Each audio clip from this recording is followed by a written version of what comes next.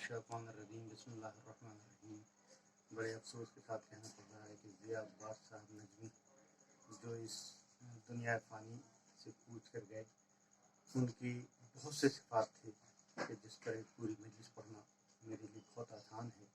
खुद उनका नाम ज़िया अब्बास की ज़िया और लक़ब नजमी यानी मेरा सितारा, और वो हकीकत में अब्बास की ज़िया थे। वो ऐसी रोशनी फैलाते थे कि मैं उनके सिफ़ात से बहुत ज़्यादा मुतासिर रहा।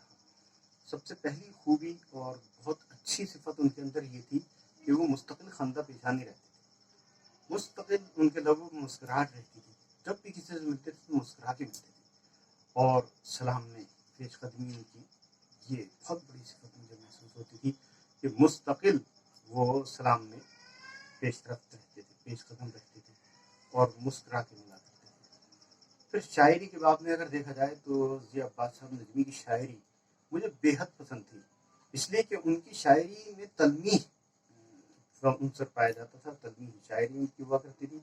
आमतौर से होता यह है कि किसी भी इमाम की विलादत पर लोग इधर उधर के शेर पढ़ के और गुजर जाया करते हैं, लेकिन वो वाक़यात को बाकायदा नज़म किया करते थे और पुख्ता शायरी थी उनकी।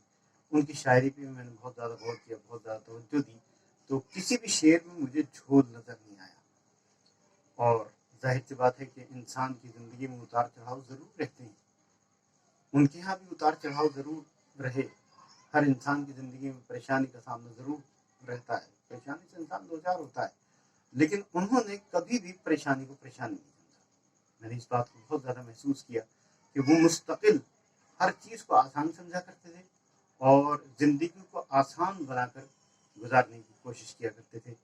उनकी बहुत सी सिफात हैं, उनकी बहुत सी खूबियाँ हैं। आज वो हमारे दरमियान नहीं हैं। बेहद अफसोस है, बहुत मलाल है। जब मैंने सुना कि ज़िया अब्बास साहब नजमी इस दुनिया में नहीं रहे तो मुझे बेहद अफसोस हुआ, बहुत ज़्यादा तकलीफ़ हुई। और आज उनका खला पाया जाता है। आज अगर कोई बज़्म, अगर कोई महफिल, अगर कोई नशिस्त होती है तो उसमें उनकी कवि बहुत ज़्यादा शिद्दत के साथ महसूस की जाती है।